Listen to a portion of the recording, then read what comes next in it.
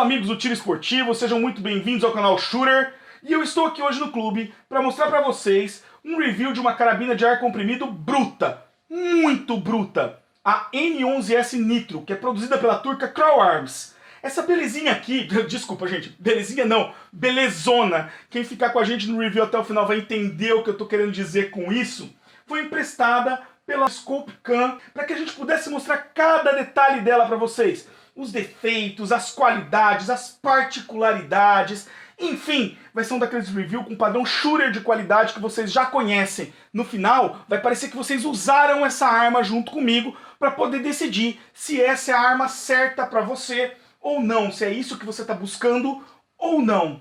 Bom, para quem ainda não conhece a Crow Arms, ela é uma fabricante de armas turca que foi fundada em 1997. E ela começou suas atividades produzindo espingardas de fogo, tipo a 12, né? Que tem aquele cartucho, dispara vários chumbinhos, é a arma mais remetida na memória de quem está procurando aí uma referência de espingarda, né? A famosa 12 aqui no Brasil.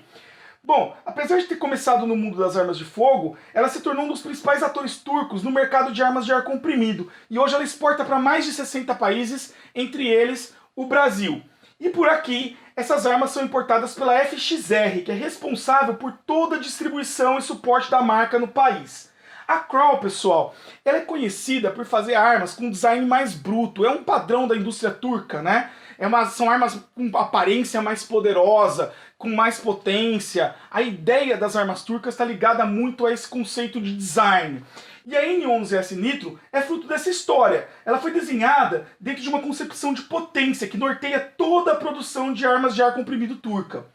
Como vocês podem ver aqui, até pela concepção dela, ela se trata de uma carabina Spring com cano basculante, equipada com gas ram e carregamento tiro a tiro direto no cano, como vocês estão vendo aí nas imagens. Atualmente, ela é fornecida no Brasil somente no calibre 5,5, mas existe também uma versão 4,5 dessa arma lá fora, que talvez a FXR aí possa vir a trazer para o Brasil em algum momento. Para quem ainda não sabe a diferença entre uma carabina Spring e outros modelos como as PCP e as Multipump, eu estou deixando um link aí embaixo na descrição do vídeo, onde eu explico as diferenças entre esses diversos tipos de carabinas. Então chega de conversa e vamos começar a falar dessa carabina, pessoal. E eu começo falando do cano da N11S Nitro, que tem 450 mm de comprimento e possui uma raiada por método tradicional, com 12 raias, como vocês podem ver aí no vídeo. Trata-se de um cano muito robusto, fixado em um bloco de metal e que termina com esse belo muzzle brake aqui que vocês estão vendo, que apesar de ser de polímero, passa uma boa sensação de robustez e esmero construtivo, o que é bem interessante. Quanto à potência, a fabricante promete que o projétil pode atingir velocidades de saída de cano, a famosa VO ou V0, de até 240 metros por segundo na versão 5,5. Já o importador mostra no site 305 metros por segundo. Pelo porte da arma e o tipo de fonte de energia que ela tem, que é uma mola de gás ram, eu até acredito que a velocidade prevista pelo fabricante possa ser atingida com chumbos mais leves. Mas eu acho pouco provável que a especificação que o importador colocou no site esteja correta. Eu acho mais provável que aquela especificação seja a da carabina 4,5. Mas é óbvio que a gente vai testar essa carabina aqui para vocês, para saber se ela é realmente capaz de atingir essas velocidades. Ela vai para o cronógrafo e eu vou mostrar os detalhes para vocês e se o fabricante ou o importador estão certos aí nessa declaração que fizeram de potência dessa arma. Quanto ao corpo, ela se trata de uma carabina com 1,25 m de comprimento e pesa cerca de 3,723 kg. É uma arma muito pesada e longa. Quando eu falo longa, pessoal, eu vou ter para mostrar para vocês aí, para vocês terem uma ideia no vídeo. Olhem só, eu vou até puxar o zoom aqui um pouco menos, eu vou diminuir o zoom para vocês conseguirem ver ela inteira. E eu vou colocar uma B12 do lado dela para vocês terem ideia do que eu estou falando. Vejam a diferença de uma arma para outra. É gigantesca, a arma é enorme, pessoal. Ela é muito, muito grande. Só para vocês terem uma ideia, pessoal, do quanto que essa arma é grande. Eu tenho 1,76 e o comprimento da arma já não é tão confortável assim para que eu possa alimentá-la. Falta comprimento no meu braço para conseguir quebrar ela confortavelmente. E esse é só o começo dessa brutalidade, pessoal. Essa arma realmente pede tamanho e força para que se possa tirar o melhor dela. É uma arma com uso até difícil para quem tem uma estatura um pouco menor, tá bom? Bom, o centro de gravidade fica à frente do guarda-mato, como vocês podem ver aqui, ó, fica mais ou menos nessa posição aqui, um pouquinho para trás, vejam só. Vejam o ponto de equilíbrio. Isso vai conferir maior conforto na posição caçador, onde a pegada vai acontecer mais para frente aí na telha da coronha.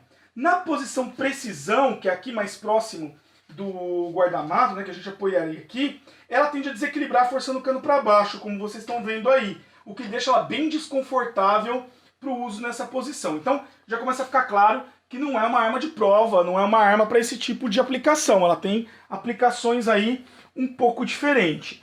O fechamento do cano é feito por essa trava tradicional, mas mesmo assim ela é leve para quebrar no momento que eu solto, mas para bascular a história já é diferente, pessoal. Quando eu estou armando ela, o peso dela é realmente bem pesado. O muzzle brake, que vocês estão vendo aí na tela, também ajuda muito na pegada e na proteção do cano, evitando aí manchas de suor. E ele deixa realmente a pegada mais confortável. Sem esse muzzle brake aqui na frente, eu acho que seria bem mais difícil do que já é bascular essa arma. A coronha. A coronha é oferecida somente em polímero. E se trata de uma coronha ambidestra, como vocês podem ver aí pela simetria que ela tem dos dois lados. Ela também conta com regulagem na altura do apoio de bochecha, por meio desse botão que vocês estão vendo aqui, o que torna o ajuste bem prático. Para quem aí é um apaixonado por coronhas de madeira, como eu, as coronhas de polímero podem até soar meio negativo, tá, pessoal? Eu, particularmente, sempre que falo polímero, eu falo, né, fico com aquele, não gosto de polímero. De verdade, não é o tipo de coronha que me atrai. Mas essa arma, essa coronha especificamente, dá uma ótima sensação. Eu gostei dessa coronha, eu achei ela muito legal mesmo. Ela tem aspereza aí na medida certa, passa uma sensação de ser bem robusta e bem feita. E além disso, essas coronhas também têm uma vantagem, né, essas coronhas de polímero, porque elas costumam ser mais leves do que as coronhas de madeira. O que para uma arma tão pesada como essa, pode ser uma questão fundamental de projeto. Você imagina se essa arma pesasse aí uns 300 gramas a mais. Já estaria ultrapassando os 4 quilos. Ela já é uma arma difícil de lidar pelo peso. Você imagina se ela estivesse pesando aí mais 300, 400 gramas por conta da coronha. Então, talvez a questão de usar polímero seja uma questão até de conceito de projeto, para que o peso não ficasse tão exagerado, visto que a arma é realmente muito robusta em todos os níveis e muito pesada. O design dela também tem algumas particularidades, como esse formato thumb roll, que facilita a pegada numa arma mais pesada como ela, mas gera uma dinâmica um tanto interessante, que coloca o dedo indicador inclinado para baixo, então a gente puxa ele meio que puxando para baixo, como vocês estão vendo aí no vídeo. Isso vai ter uma repercussão, pessoal, no acionamento do gatilho, como eu vou mostrar para vocês mais para frente. A telha dessa arma tem cerca de 48 milímetros de largura e é levemente arredondada aí na parte inferior. É uma largura mais grossa do que o normal para armas dessa natureza, o que dá aí uma impressão ainda maior de robustez para essa arma. Então, se a hora que você pega, você sente que ela tem uma largura até um pouquinho maior do que o padrão. Quanto à soleira, ela não possui regulagem nenhuma, mas é feita de uma borracha de alta qualidade e até macia. Ela é muito confortável e também ajuda a amenizar o coice que essa arma tão potente tem, que é um coice realmente significativo, como a gente vai ver lá pra frente. Ao analisar o corpo da Crown N11S Nitro em situações reais, o que eu percebi? Que ela é uma arma pesada, concebida aí para passar robustez e potência.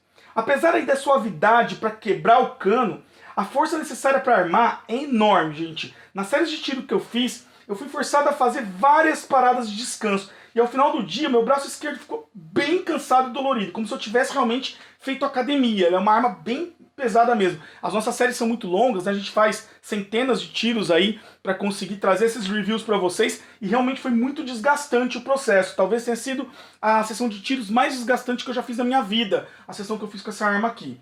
Bom, então com base no que eu apresentei até aqui para vocês, dá para concluir o quê? Que em termos de ergonomia, a Crown N11S Nitro é um equipamento nitidamente pensado para pessoas com maior estatura e bom porte físico. Isso é fato. É uma arma pesada, difícil de armar, você precisa de força para armar, porque ela é uma arma realmente com muita potência, com uma mola bem robusta, é uma arma grande, então estatura e porte físico para operar essa arma pode ser uma coisa fundamental. E tudo nela remete a esse público de maior estatura e com maior força. desde esse tamanho avantajado até o peso, a posição, a dimensão dos componentes, enfim, para pessoas grandes e fortes essa arma. O formato, a dimensão e peso também não são muito propícios, pessoal, para uso em campo. Então quem está pensando para essa arma em campo, ela é grande, ela enrosca nas coisas, ela não é uma arma tão interessante para isso, tá, pessoal? Ela é pesada e grande. Em campo, normalmente, as pessoas querem uma arma leve e compacta, por isso que as Bullpup fazem tanto sucesso para quem opera em campo. O que leva a crer que essa arma é mais focada aí ao controle de pragas de maior porte, em áreas rurais e coisas do tipo, e também a prática descompromissada do tiro esportivo com a família e amigos, fazendo jus aí uma nota 5,5 para a ergonomia dessa arma. Já o acabamento é excelente para uma arma desse padrão, gente. O design da coroa de polímero, como vocês podem ver, é muito bonito. Ela não tem rebarbas, os poucos cantos secos que apresentam na coronha não ficam aí em posições capazes de causar desconforto na hora que você pega. As peças de polímero também passam uma sensação de serem muito bem feitas, muito robustas e muito bem acabadas. O conjunto como um todo passa uma grande robustez, gente. Vocês podem ver aí na imagem. O primeiro meu contato que eu tive com essa arma, eu falei, cara, que arma forte, que arma bonita.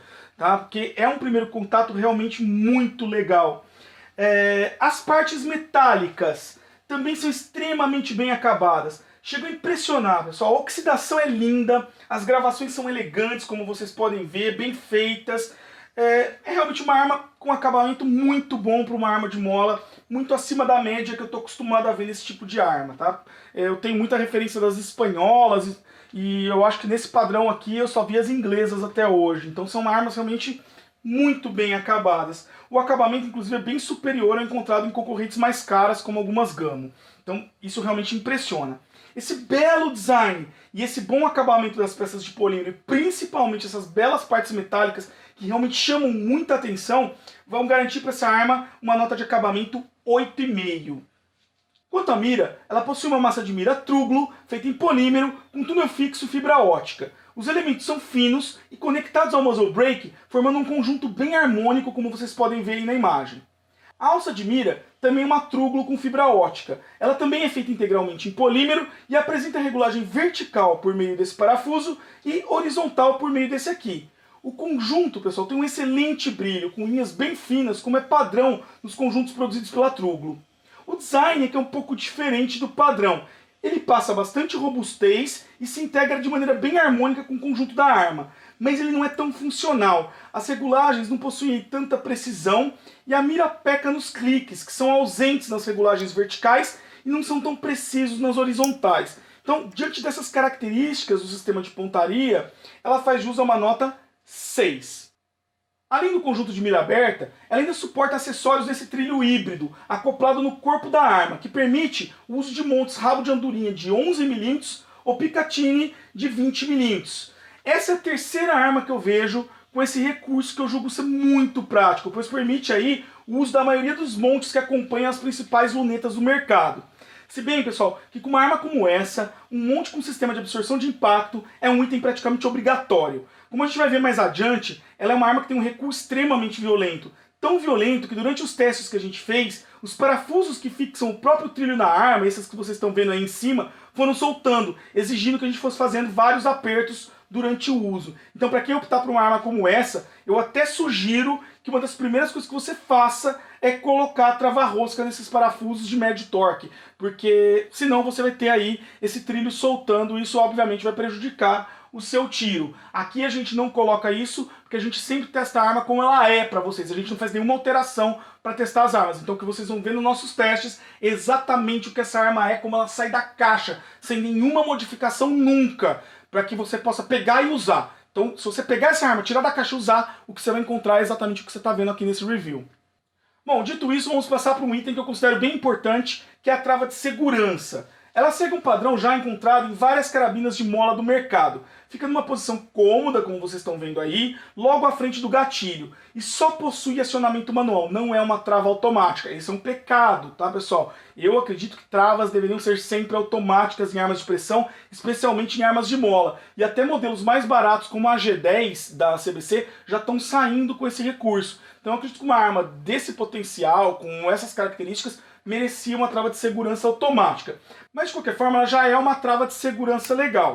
Você pode operar aí sem sair da posição de tiro, mas assim como acontece em outras armas de outros fabricantes, ela não é tão macia para acionar. Lembrando um pouco, pessoal, a trava da Gamma CFX, com a diferença que nessa aqui a lâmina é de metal e mais bem acabada do que a lâmina que a gente encontra na CFX, que é uma lâmina de plástico.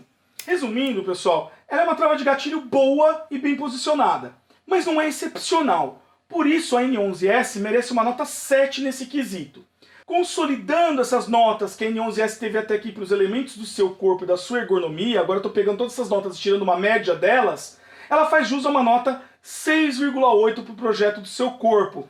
Muito em decorrência da trava de gatilho razoável que ela possui e do excelente acabamento que a gente encontrou nessa arma. Quanto ao gatilho, a Crown N11S conta com uma lâmina de metal com guarda-mato feito em polímero e integrado à coronha formando um corpo único, como vocês estão vendo aqui. O gatilho tem 2 estágios e não possui nenhum tipo de regulagem, apesar do manual mostrar um parafuso que não existe na nossa arma, como vocês podem ver. Com a configuração de fábrica, ele tem um peso de 2,304 kg. Portanto, pessoal, trata-se de um gatilho extremamente pesado e sem nenhum recurso, o que limita aí a aplicação dessa arma ao tiro mais informal e de recreação, como eu já citei para vocês lá atrás. A sensação tátil da lâmina é até boa, mas o design e a curvatura são insuficientes aí e incompatíveis com o design da coronha. Lembra que eu falei lá atrás que o design da coronha coloca o indicador para baixo? Pois bem, como a lâmina não é suficientemente curvilínea, ela é meio reta até, e até joga o dedo numa linha reta para baixo, o dedo acaba descendo, como vocês podem ver aí na imagem. E quando você solta o gatilho, ele belisca seu dedo entre a lâmina do gatilho e o guarda-mato, o que gera aí um certo desconforto. Não é um problema do tiro em si, porque isso é na volta do gatilho, mas é um desconforto para o atirador que eu acho assim uma falhazinha de projeto que poderia ser repensada. Agora, o grande problema do tiro com esse gatilho está mesmo no funcionamento do primeiro e do segundo estágio. Além de ter um peso de ruptura extremamente grande, o que já é um problema, a ruptura do segundo estágio é meio raspada e imprecisa, ela não é constante, o que dificulta uma negociação precisa do disparo. Isso prejudica bastante o tiro, tá, pessoal? Um gatilho pesado com uma negociação ruim não é uma coisa muito boa. E por conta de todos esses problemas e limitações que eu encontrei nesse gatilho, o gatilho da Crown N11S não atingiu os requisitos para pontuar nos nossos testes. Isso mesmo, pessoal. Ele ficou com nota 0. E eu considero isso um grande pecado da Crown nessa arma. Trata-se aí, pessoal, de uma arma relativamente cara, com um belo acabamento, com muitos detalhes. Certamente essa arma merecia um gatilho bem melhor do que esse que foi oferecido aqui, que foi mostrado aqui. Bom, pessoal, com relação à apresentação da arma e a avaliação inicial, é isso que eu tenho para trazer para vocês. Vamos passar agora aos nossos testes, para ver como essa arma se sai em termos de ruído, recuo, precisão e no cronógrafo. Então vamos lá, pessoal, vamos aos testes.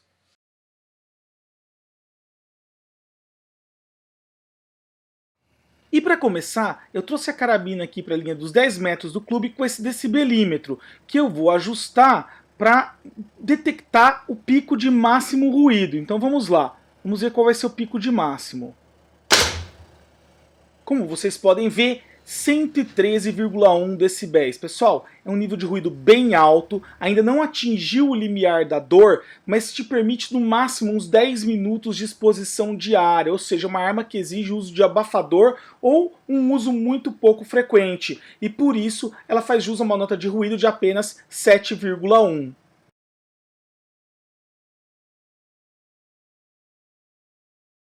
E o segundo teste que nós vamos fazer com a Crown N11 para vocês é o teste de recuo. Nós vamos analisar aí quanto que essa arma vai recuar e o volume de vibrações que ela vai ter durante o disparo. Para isso nós temos esse chumbinho de referência e essa barra verde que vocês estão vendo aí na tela, que marcam a posição atual da arma. Então vamos ao disparo para a gente ver quanto que essa arma vai recuar.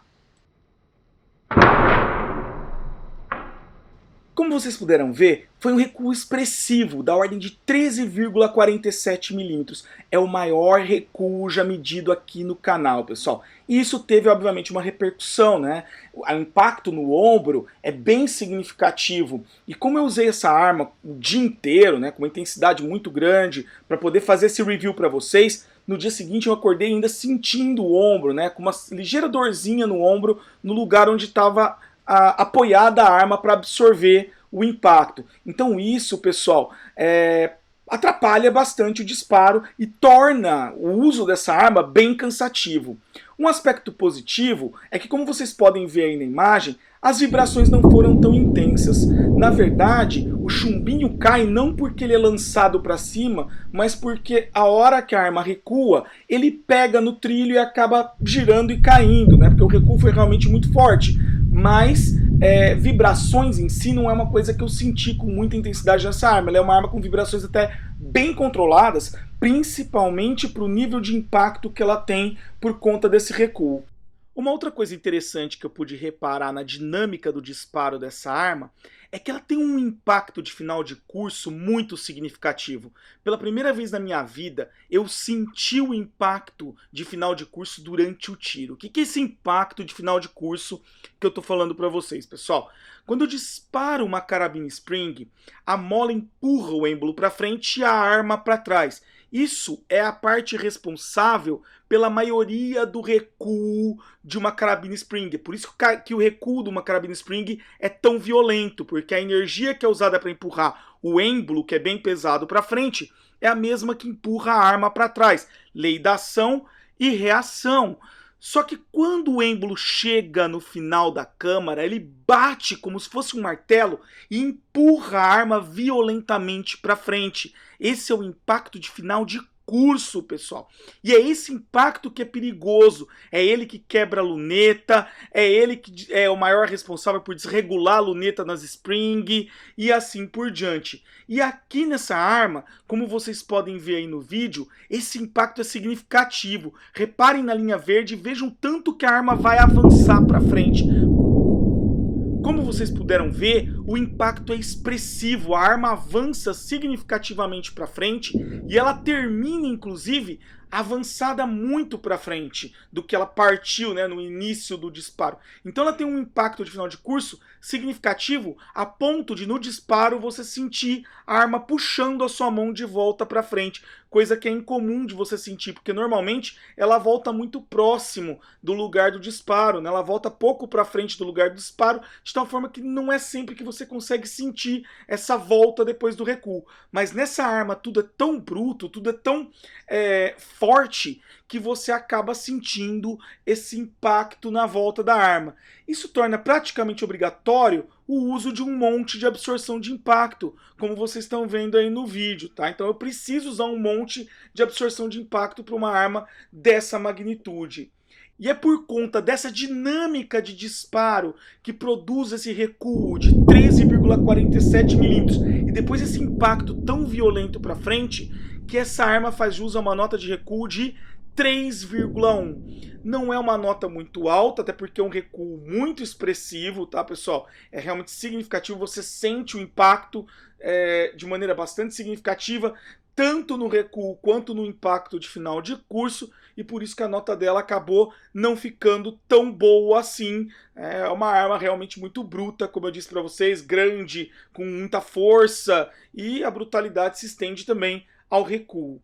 Bom, terminado então esse teste, podemos passar então ao cronógrafo e à precisão. Vamos testar a potência e a precisão dessa arma no campo de tiro. Então vamos lá.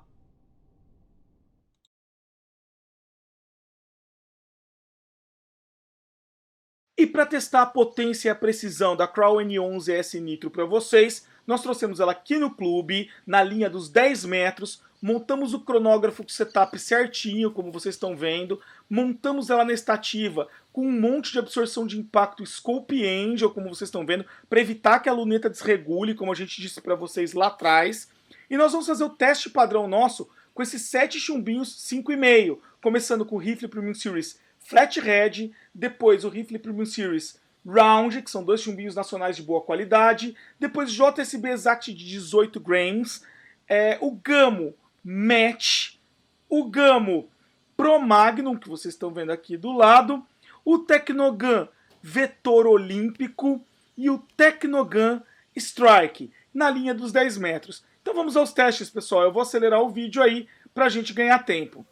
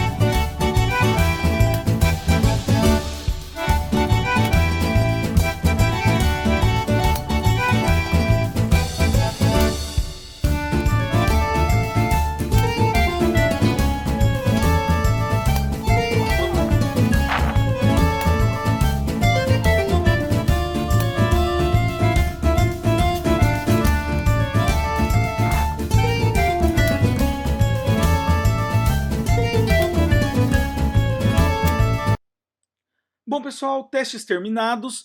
Vamos passar então aos resultados. E eu começo trazendo para vocês os resultados do nosso teste de precisão com o rifle Premium Series Flathead. Como vocês podem ver aí, ele teve um espalhamento razoável por conta desses dois tiros aqui que são flyers. Considerando esses dois tiros, deu 69,65 milímetros, é um grupo gigantesco, tá, gente? Nem deveria ser considerado, é maior que uma latinha de chumbinho. Mas a hora que eu desconto esses dois tiros dos flyers, cai para 24,28 milímetros, que dá aproximadamente aí uma moeda de 25 centavos, ou seja, todos os tiros borda a borda dentro de uma moeda de 25 centavos.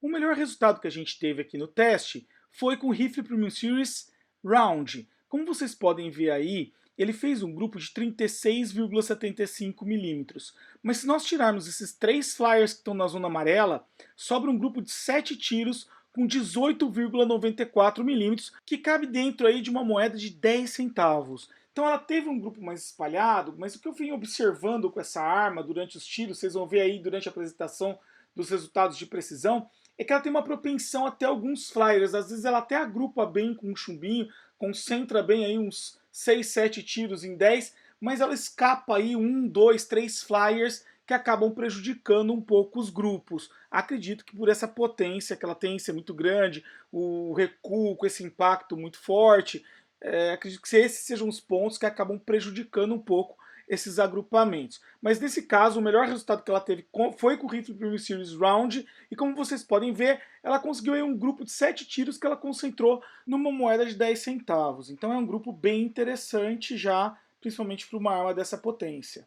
O JSB Exact também teve um resultado razoável, como vocês podem ver aí, fez um grupo de 52,33 milímetros, e esses 2 flyers que escaparam acabaram prejudicando o grupo. Se eu tirar esses 2 flyers, eu teria aí 23,78 milímetros, que é um grupo aí pouco maior do que uma moeda de 50 centavos.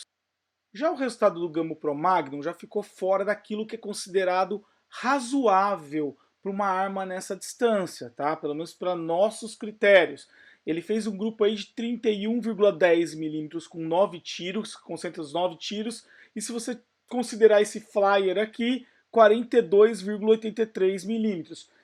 Mesmo o melhor grupo dentro da zona laranjada já não é capaz de caber dentro de uma moeda de R$1 a 10 metros. Por isso que a gente já não considera mais dentro da razoabilidade esse grupo. Já é um grupo no intervalo aí para o ruim, começando a ficar ruim.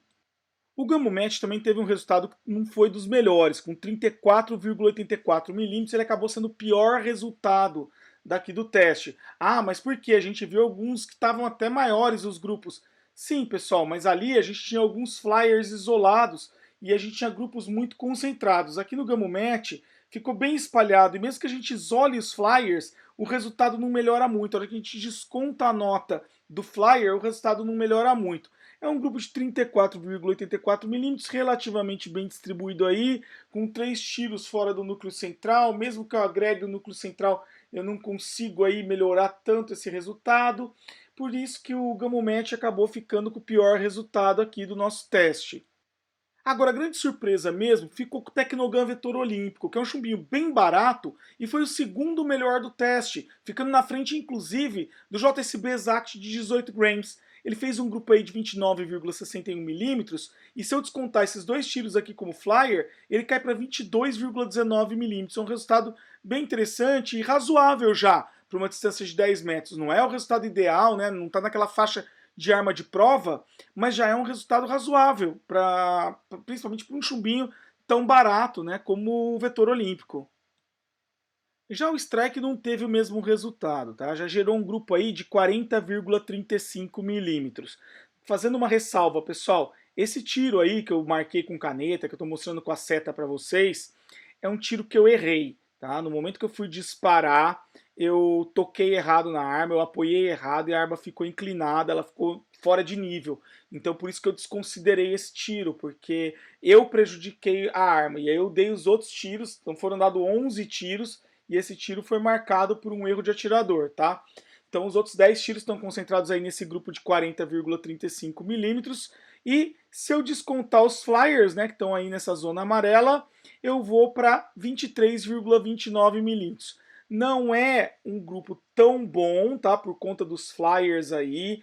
Foram 3 flyers, que já é um número de flyers considerável, o que jogou essa arma com esse chumbinho abaixo do nível do razoável. Pois bem, então como ficam os resultados dessa arma em termos de precisão? Como eu vim apresentando para vocês ao longo dos resultados, ela é uma arma que tem uma propensão muito grande a ter flyers, né? Ela tem um comportamento até de arma bem mais barata quando a gente está falando aí do quesito precisão, apesar de ser uma arma mais potente do que as armas mais baratas de entrada. Quando você observa sobre essa ótica, você vai ver que o resultado dela é do máximo um resultado razoável. Tanto que o melhor desempenho dela foi obtido aí com o Rifle Premium Series Round, uma nota de apenas 6,7, com um grupo de 4,62 minutos de ângulo com 3 flyers, ou seja, se eu considerar os flyers, esse negócio aumenta ainda, fica maior, como eu mostrei para vocês lá atrás. Então, pessoal, em termos gerais, em termos de precisão, não é uma arma assim espetacular, tá, pessoal? É uma arma que funciona para um tiro de latinha no final de semana, para brincar um pouco, para se divertir, até para fazer aí um controle de pragas, até pela potência que ela tem, mas em termos de precisão, não é assim um exemplo, uma arma que você vai poder usar em prova, por exemplo, ela não consegue acompanhar uma performance de prova. Como em nossos testes a nota em um quesito é sempre a melhor nota que essa arma obtém em nossos testes, então a Crown N11S Nitro fica com uma nota de precisão 6,7. Já no cronógrafo, essa arma se saiu bem melhor. Em termos de potência, ela atingiu a marca de 25 joules com o JSB Exact Jumbo Heavy, que já é uma potência expressiva, pessoal, principalmente por ser uma carabina Spring. Mesmo sendo uma carabina Spring que é equipada com uma mola gás, né, o famoso gás RAM, e não uma mola convencional, ela já tem uma potência legal. Uma carabina Spring, aí, os padrões do mercado, vão ter entre 7,5 e 16 joules. As mais potentes na faixa de 20, 23 joules. Uma carabina de 25 joules Spring já é uma carabina que está num patamar diferenciado em termos de potência. Não é a mais potente que existe, mas já está num patamar bem diferenciado nesse sentido. Obviamente que está um pouco abaixo do que você encontra aí nas PCPs. Mas, lembrando, é uma carabina Spring, é uma carabina de mola, né? Uma mola a gás, nesse caso, uma gás RAM, mas é uma carabina Spring. Carabinas Spring, notadamente, costumam ter energias um pouco mais baixas do que as PCPs. Então, para uma Spring, uma potência muito boa, que é capaz, inclusive, de levar o Gamo Match a 222,60 metros por segundo de velocidade, considerando que é uma arma de calibre 5,5. Em termos de consistência, essa arma também apresentou um resultado interessante. Apesar de 5 dos 7 chumbinhos não terem atingido a marca dos 5 metros por segundo de spread, o JSB Exact Jumbo Heavy e o rifle Premium Series Round atingiram essa marca. O rifle Premium Series Round, inclusive, atingiu 2 metros por segundo de spread, que é um resultado excelente. E atingiu um desvio padrão aí de apenas 0,568 metros por segundo, o que dá aproximadamente 0,28% de desvio padrão em cima da velocidade. Pessoal, isso é bem importante para garantir aí bons resultados e diminuir o volume aí de flyers da arma. Apesar de não ser só isso que gera os flyers, né? Vocês devem ter visto que essa arma teve flyers mesmo com esses chumbinhos que tiveram um spread mais baixo, uma consistência maior, ele ajuda, tanto que esses dois chumbinhos estão entre os de melhores resultados. É lógico que a gente tem aspectos aí como o cano, a dinâmica de disparo dessa arma, que não contribuem muito para ela ter um bom agrupamento, né? Para apresentar bons agrupamentos com uma boa diversidade de chumbinhos. Mas a consistência dela é bem interessante e colabora bastante para garantir que pelo menos esses dois chumbinhos consigam aí resultados minimamente razoáveis, tá? Principalmente o Rifle Premium Series Flathead, que teve o melhor resultado em termos de consistência e também o melhor resultado em termos de agrupamento. Então, como ficam os resultados dessa carabina de pressão nos testes que realizamos com ela no cronógrafo? Pois bem, pessoal, em termos de potência, o melhor resultado, como eu disse lá atrás, foi com o JSB Exact Jumbo Heavy, 25 joules de energia, o que, segundo nossos critérios, faz jus a uma nota de 7,8. Aqui preciso deixar um comentário, tá, pessoal? Essa energia foi capaz de levar o Gamo Match a 222 metros por segundo. A velocidade declarada pelo fabricante para essa arma é 240 metros por segundo. É até possível que com chumbinhos mais leves, com ligas mais macias, ele consiga atingir essa velocidade. Agora, os 305 metros por segundo declarados pelo importador, eu acho que tem uma probabilidade muito baixa de algum chumbinho conseguir atingir com esse nível de energia. Ou seja, a velocidade declarada pelo importador está muito fora da realidade, muito mesmo. Então eu deixo essa recomendação para a FXR aí, que faça uma revisão dos valores para deixar o valor mais tangível, mais factível, assim como o fabricante mesmo declara. Eu até acredito que a FXR deve estar usando o valor da 4,5 ali no site para estar dando uma discrepância tão grande. Eu não imagino que eles estejam fazendo isso na tentativa de enganar o cliente. Eu acredito que tenha sido mais uma falha deles mesmo na hora de lançar, porque a discrepância é realmente muito grande entre o declarado no site e no manual que a FXR disponibilizou lá no site deles em português e o que o próprio fabricante declara no site deles, entendeu? E também o que a gente obteve aqui no teste. Então fica aí a dica para o pessoal da FXR dar uma corrigida nisso. E quanto à consistência, o melhor resultado foi do rifle Premium Series Round, com seus 2 metros por segundo de spread e seus 0,568 metros por segundo de desvio padrão, que segundo os nossos critérios de teste, fazem jus aí uma nota 10. É uma nota realmente muito boa, a consistência dessa arma com esse chumbinho foi até impressionante para uma Spring. Concluídos os testes, nós finalmente podemos passar para o quadro de notas da Crown N11S Nitro, ou seja, para o nosso parecer final sobre essa carabina. E eu começo relembrando um pouquinho do corpo. O corpo da Crown N11S Nitro tinha alguns probleminhas de ergonomia. A mira, apesar de ser uma Truglo, não era tão boa quanto a gente esperava, principalmente a alça de mira não tendo clique, não sendo muito precisa, prejudicou um pouquinho ela. Ela tinha uma trava de gatilho aí boa, de boa qualidade, que lembra muito a trava das Gamo, só que com uma lâmina de metal no lugar da lâmina de plástico. E o corpo dela teve um acabamento realmente primoroso para uma arma dessa faixa de preço. E foi o que puxou ela para cima. A trava do gatilho aí com uma qualidade boa e principalmente o corpo muito bem acabado, especialmente para uma carabina de polímero, acabou puxando a nota dessa arma no corpo dela para um 6,8.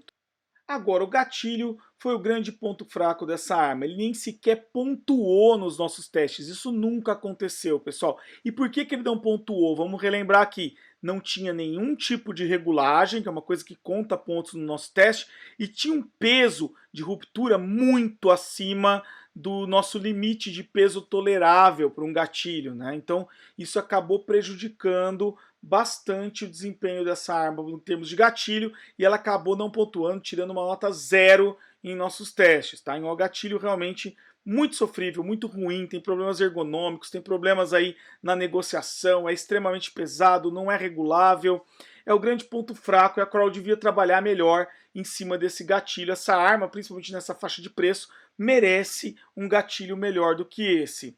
Em termos de potência, ela atingiu aí uma nota de 7,8 com seus 25 joules. É uma potência legal, abaixo da declarada pelo aí o importador, que diz que essa arma consegue levar um chumbinho aí 305 metros por segundo, com esse nível de potência no 5,5. Não consegue, tá, pessoal? Eu desconheço um chumbinho que conseguiria ser levado a essa velocidade com esse nível de energia. Enfim, mesmo assim, um nível de energia bom para uma Spring de gás RAM, né? Então, faz jus aí uma nota de 7,8. Ela se mostrou também bastante consistente, o que foi bem interessante, né? Ela aí conseguiu um spread de 2 metros por segundo, fazendo jus a uma nota 10, é um nível de consistência significativo. O nível de ruído dela já é um pouco alto, tá? Tirou uma nota 7,1. Para vocês terem uma noção, pessoal, uma nota 7 é uma arma que estaria no limiar da dor já, que a gente não conseguiria mais usar sem abafador. 7,1 você pode fazer poucos minutos de uso sem utilizar aí um abafador. Então, para termos de segurança, é uma arma que já vai incomodar os vizinhos e que já vai exigir certos cuidados aí com o ouvido para você não prejudicar a sua audição. Precisão, 6,7 de nota, pessoal. É uma arma também que não teve um desempenho de precisão muito bom. Ela ficou ali no nível do razoável, tá? É o nível aí de armas de entrada. O que pro preço dela também não é uma coisa tão interessante, acaba depondo contra. Então, ao mesmo tempo que ela tem um corpo aí com um acabamento que sobra para o nível de preço dela e uma potência até legal para o nível de preço dela, ela tem aí alguns atributos que não são tão bons para a faixa de preço dela. E o principal problema que essa arma teve depois do gatilho foi o recuo. Ela tem uma dinâmica de disparo muito bruta, é uma arma parruda, né, grande, como eu falei para vocês, e com um recuo grande, que tem uma energia muito grande, ela é difícil de quebrar, de armar, e essa dinâmica de disparo, na verdade, vai de encontro com todas as características dessa brutalidade que essas armas turcas têm. Tá? Então, ela é uma arma com recuo realmente expressivo e, na minha opinião, pela análise que eu fiz da arma, é uma das coisas que contribui para prejudicar a precisão dela. Esse recuo, essa dinâmica de disparo, que tem também um impacto muito forte de chegada, acaba prejudicando aí o desempenho do tiro, faz com que o atirador não tenha tanto controle sobre o equipamento.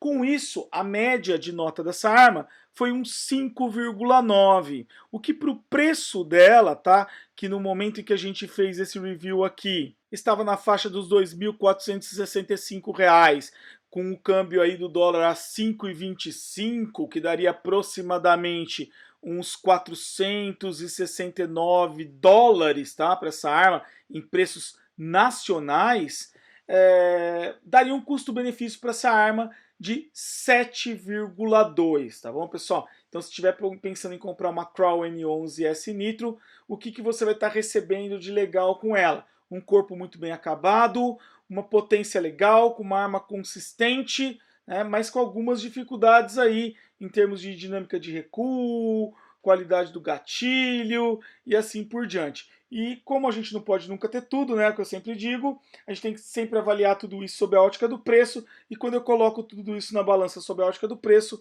o custo-benefício, considerando que eu ponho o mesmo peso para todos esses 7 atributos, é 7,2. Se você mudar o peso aí dos atributos, obviamente que você também vai mudar a sua percepção de custo-benefício. Por isso que a gente faz o teste aí super discriminado, para que você possa fazer um julgamento seu e ver se essa arma se encaixa no seu perfil e naquilo que você está buscando. Bom, pessoal, é isso que eu tinha para falar para vocês hoje. Se vocês gostaram do vídeo, clique em joinha aí embaixo para ajudar o canal. As curtidas de vocês ajudam muito a difundir o nosso trabalho e ajudam muito o canal a crescer, o que é importante para a gente dar continuidade nisso que a gente está fazendo para vocês. Se quiserem aproveitar também, estiverem curtindo o nosso trabalho, cliquem aí nos aplausos, pessoal. O aplauso é uma contribuição financeira que você faz para o canal, clicando nesse coraçãozinho com um cifrão que fica nessa barrinha do lado aí do botão de curtir. Se você está usando o celular, é só dar uma arrastadinha para o lado que você vai encontrar esse botão também, tá? Essas contribuições financeiras, além de destacarem os comentários de vocês, contribuem para que a gente consiga manter a autonomia do canal, tá, pessoal? Porque a gente precisa aí ter como manter o canal, e uma das formas que nós temos de manter a autonomia é contando aí com a contribuição de vocês. Também, se vocês não são inscritos, não deixem de se inscrever para receber em primeira mão as novidades do canal. A gente está preparando aí muita coisa legal para vocês, tem muita coisa boa por vir, inclusive muitos reviews que nós estamos preparando aí com algumas parcerias que a gente tem feito de um pessoal que tem emprestado equipamentos para a gente. Pois bem, pessoal, eu vou ficando por aqui. Um grande abraço a todos. Não se esqueçam de curtir, não se esqueçam de aplaudir e não se esqueçam de se inscrever. Vejo vocês no próximo vídeo.